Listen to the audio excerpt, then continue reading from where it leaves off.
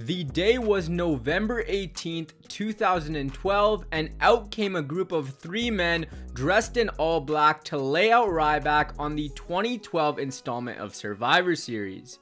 Seth Rollins, Dean Ambrose, and Roman Reigns made an immediate impact on the wrestling landscape, and WWE changed forever. Over the coming years, these 3 men would become some of the biggest stars in the company and have carved out successful careers for themselves ever since, whether that be in WWE or somewhere else in the world. So let's take a look at the rise of quite possibly the best stable in WWE history. Let's talk about all our guys individually first before we get to them as a stable.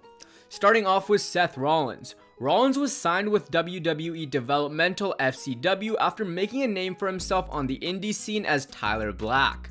Rollins would stay in FCW until FCW was rebranded into NXT, and NXT now became the developmental brand. Rollins would go on to win the Gold Rush tournament and become the first ever NXT champion. Moving over to Roman Reigns, his case was a little different. Reigns was an ex-football player who had family ties to WWE and found his way into FCW and NXT as well.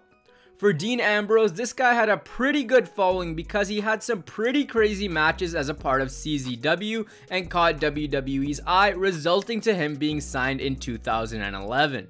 All 3 of these men had so much talent on their own. Reigns being a physically imposing powerhouse, Rollins being the high flyer, and Ambrose had a ground and pound style of his own. Singularly, these guys were great, but when put together, these guys were phenomenal, and that's just what happened at Survivor Series 2012. In the middle of a triple threat match between John Cena, Ryback, and CM Punk, 3 men appeared dressed in all black. They put Ryback through the announce table, which led to CM Punk retaining his WWE Championship. The next night, the group established themselves as The Shield and said their mission was to rally against injustice. Over the coming weeks, the trio would interfere in CM Punk's matches and attack names such as Randy Orton and Ryback. The group said they were not working for Punk but out for business for themselves. These guys just look like absolute badasses, and it didn't take long for them to ascend to the top of the card. The Shield had their debut match at TLC 2012, where they faced off against Ryback, Kane, and Daniel Bryan in a TLC match where the group would go on to win. At this point, everything had started to be established. Roman Reigns was the powerhouse, Dean Ambrose was the crazy guy who just wanted to beat the crap out of you, and Seth Rollins was the brains of the operation. Following TLC, the group attacked people like Mick Foley and Tommy Dreamer. Basically, they were going after people who were adversaries of CM Punk, even though they told us they were not working for Punk. The idea at the time was CM Punk had created this group to do his dirty work for them, and he was pretending that he had nothing to do with it. The group made an appearance on NXT where Seth Rollins lost his NXT title. Some of us had forgotten that Seth Rollins was still the NXT champion at this point. Rollins lost the title to Big E, and the 3 were officially moved to the main roster. Now, I talked about Punk's denial of the Shield working for him, and that's pretty important here. At the 2013 Royal Rumble, the WWE Championship match was between The Rock and CM Punk.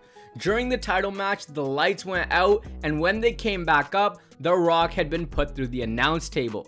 The announce table spot was of course the Shield's signature spot. Following the powerbomb, Punk pinned The Rock, retaining the WWE title.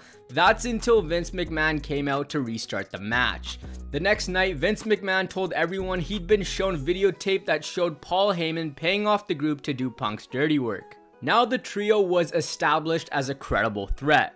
They always took out superstars backstage whenever they felt like it, and there was no real answer to them. They had this pack mentality, teaming up on you to absolutely destroy you in the process. Now the Shield was after the top dog of WWE, and that was John Cena.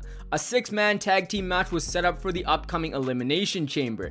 Here the trio would defeat the team of Ryback, Cena, and Sheamus. This team was getting huge victories over some of the biggest names in WWE, really showing they had investment in the group. They continued feuding with Sheamus in the lead up to WrestleMania, and they won their first WrestleMania match at WrestleMania 29. Following all of these wins, you could really see WWE had big plans for the group. Dean Ambrose became involved in a feud with United States champion Kofi Kingston, and Rollins and Reigns started to feud with Team Hell No for the tag team championships. At Extreme Rules 2013, all three men captured titles on the same night. Ambrose became the United States champion, and Rollins and Reigns won the tag team titles. Over the coming months, the Shield continued to wreak havoc before their undefeated streak came to an end in mid-June of 2013. In the summer, the Shield had become henchmen for the Authority. Randy Orton was protected by the Shield in the Authority's quest to keep Daniel Bryan away from the WWE title and protect the face of WWE, which was Randy Orton. Rollins and Reigns lost the tag team titles to Cody Rhodes and Goldust in October after winning them back in May. At this point, only Ambrose remained champion, and there were some cracks showing in the Shield. Ambrose even showed off, saying that he was the only one with championship gold, even though Ambrose was usually the one eating the pin. I don't think this was the proper time to split up the Shield, and thankfully they didn't. Later on, they went on to start a feud with CM Punk, who turned babyface at this point. This led to a handicap match at TLC, which Punk won due to the lack of communication in the Shield. I mentioned TLC, which is usually in December, and now we're in December of 2013. The Shield had been around for a year now, terrorizing WWE superstars and making a huge impact. We come off WrestleMania 30 and Daniel Bryan's triumph over the Authority. The Shield had been very important in Randy's reign and even feuded with Bryan and Punk for a bit. Triple H had made a match for the main event between himself and Daniel Bryan for the WWE World Heavyweight Championship. Bryan was already injured previously after competing in 2 matches the night before at WrestleMania 30.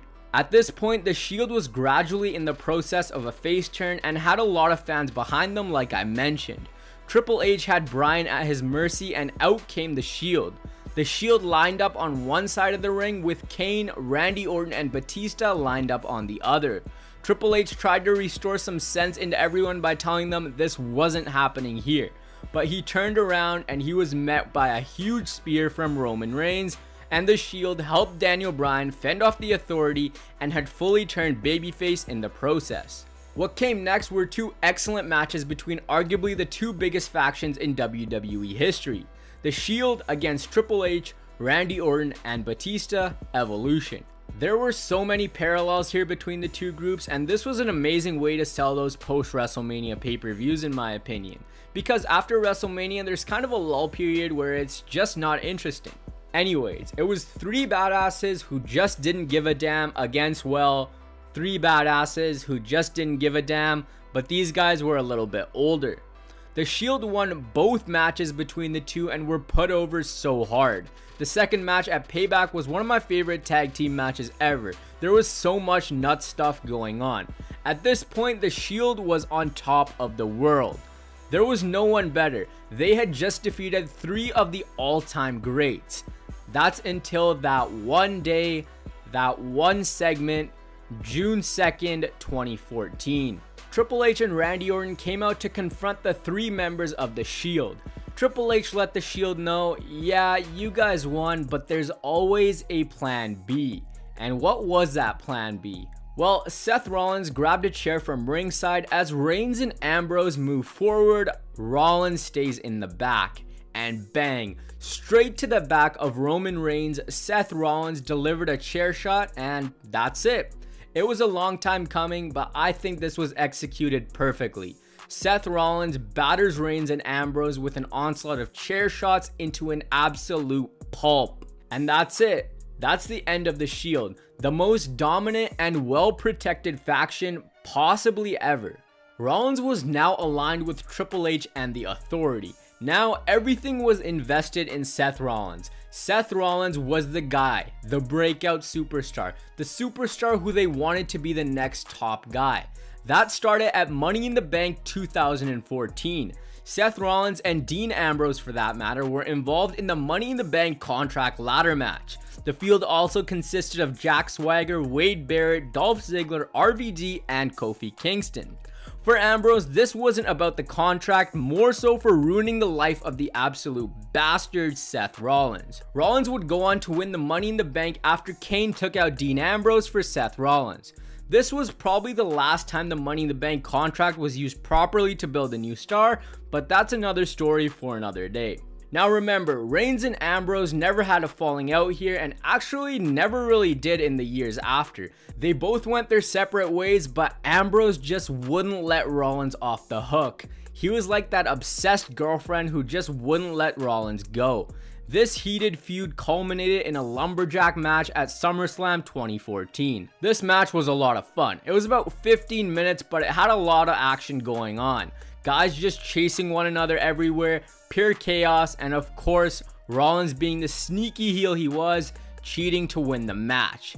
At the same pay-per-view, Reigns was in a match with Randy Orton. This match was pretty solid and did a good job of giving Reigns the win over Randy and making him look strong. They were booking Reigns properly here, not the crap we'd come to get later on, but I'll talk about that in a minute. I'd say out of all of them, Rollins was developing the quickest. He just had that smug arrogance to him with the backing of the Authority that was even more annoying than usual. Now Rollins and Ambrose continued to feud. At one point, Rollins curb stomped Ambrose through cinder blocks and took him out of action. That led to a Hell in a Cell match between Ambrose and Rollins, and this match was pretty damn epic. At the beginning of the match, the two fell off the side of the Hell in a Cell, and it was just an insane moment that many of us are not gonna forget. The match was pretty fun, but it ended in a weird way after Bray Wyatt interfered and cost Ambrose the match. Of course, WWE has to finish off a heated feud with a bull-ass finish. Rollins was the Authority's guy and kinda like the spoiled little kid hiding behind his mom and dad. He was protected by them, and the Authority always made life hell for the babyfaces. So John Cena got tired of Rollins' BS and the build for Survivor Series had begun. The story here was Cena wanted the Authority to be gone because of how much they abused their power. This was a great build to Survivor Series with Rollins at the forefront once again, which was great because Rollins was presented as a star and was backing it up every time he was on the mic or in the ring. The match at Survivor Series was a really fun one with back and forth action and of course a Big Show heel turn. The match ended when Ziggler pinned Rollins after Sting made his debut, and that was it. WWE had rid itself of the Authority, or so we thought. As 2014 drew to a close, Edge and Christian were guest hosting Raw. They invited Rollins to a segment on the Cutting Edge Peep Show. What a name that is. Now remember, Edge had retired at this point and we were told he couldn't take another hit or he would be paralyzed. So Rollins used that to his advantage. Rollins held Edge to the ground, saying he'd curb stomp him and paralyze him unless John Cena brought back the Authority. So Cena agreed and brought them back. So let's fast forward to Royal Rumble of 2015, where Reigns was basically shoved down our throats.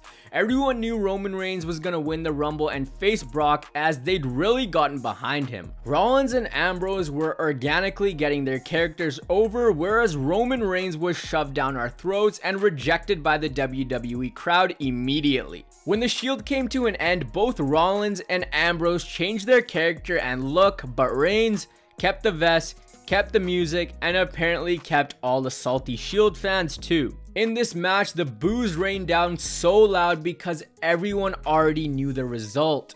When Reigns won, even The Rock couldn't save Roman Reigns from being booed out of the building. Philly hated Roman, especially because they wanted a returning Daniel Bryan to win the match.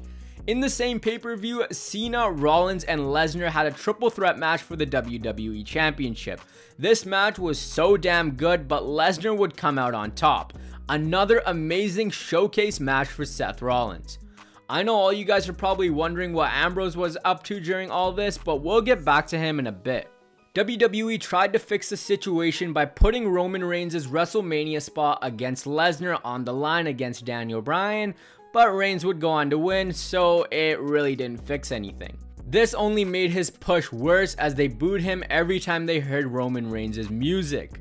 The build up to WrestleMania was Brock vs Roman in the main event for the WWE Championship. Rollins was taking on Randy Orton after he betrayed the Authority and Orton went full Viper mode, and Dean Ambrose was competing in a ladder match for the Intercontinental Championship. Let's get on to WrestleMania 31 and see what all the fellas were up to there.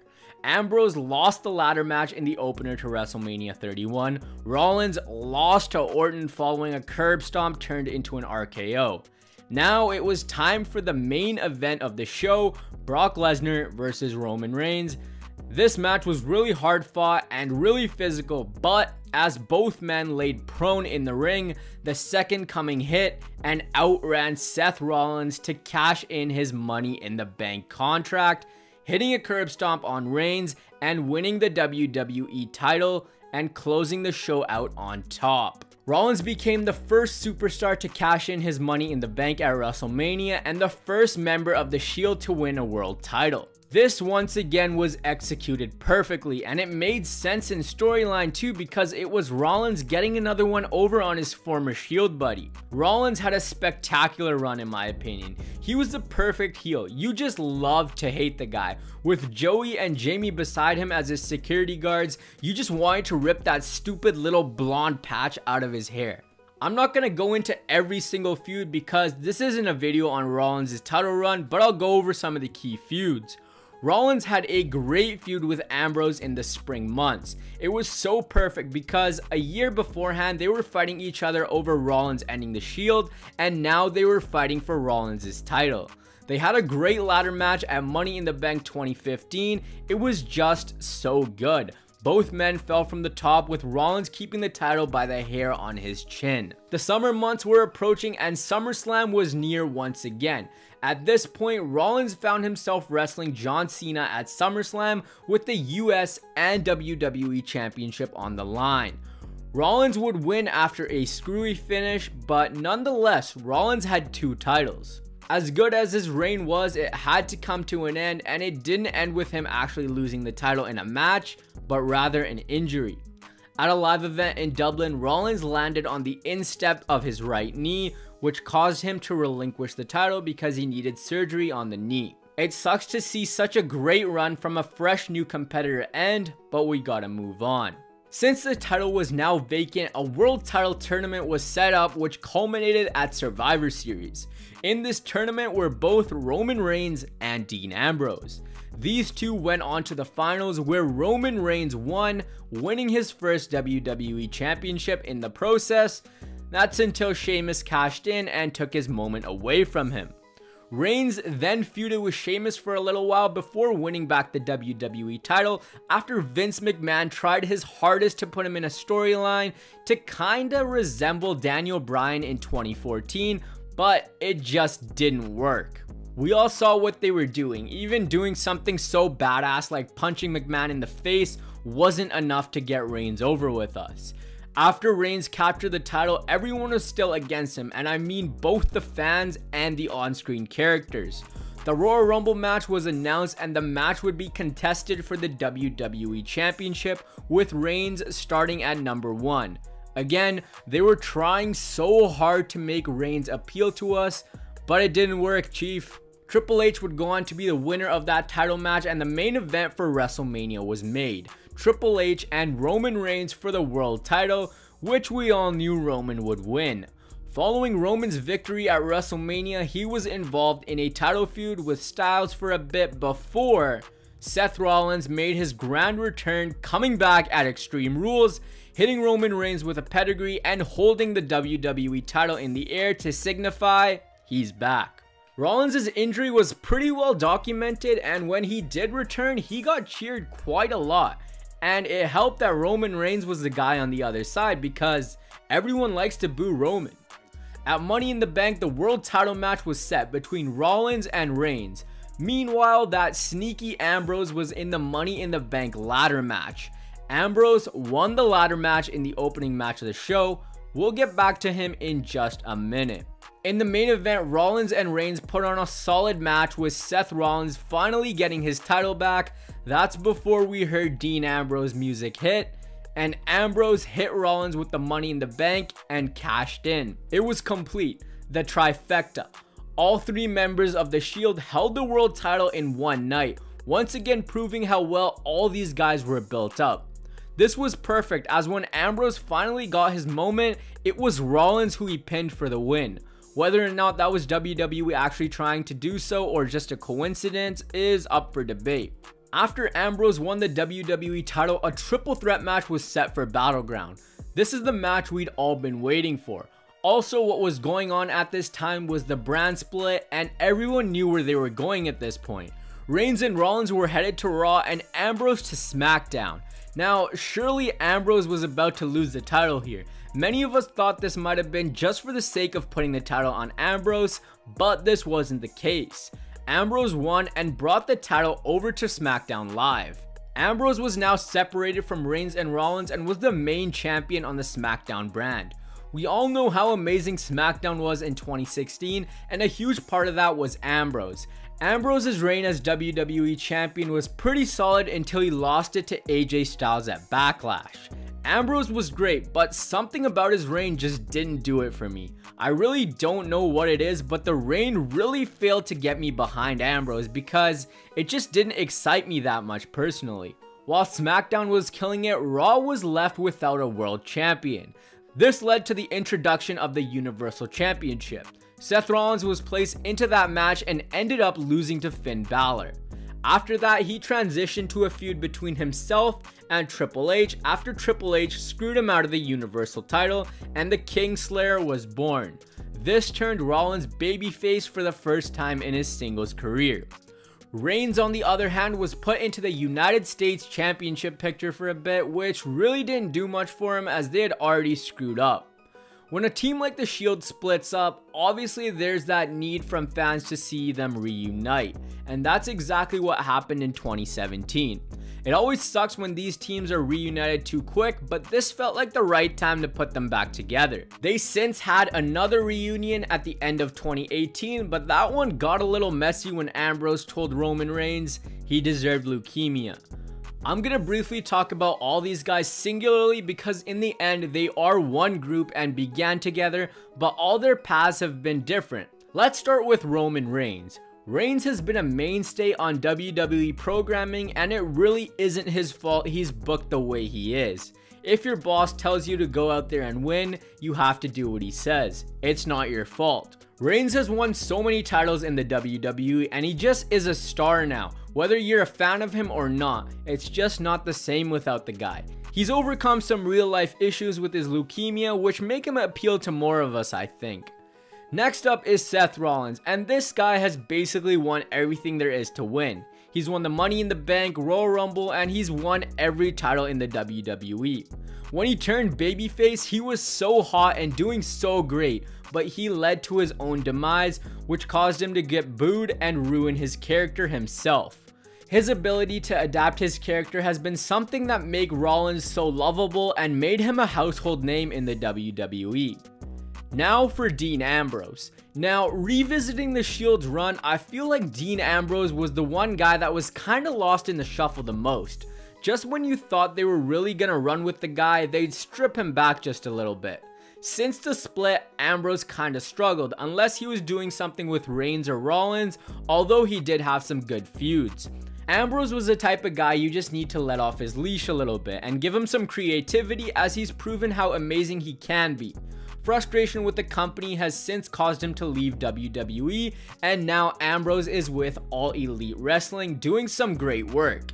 It really is a shame that they didn't get behind Moxley because he really is that good. But he was always the forgotten one out of the bunch, even though it looked like he would be the breakout when the Shield first made their debut. WWE did a great job of creating 3 separate stars from the Shield.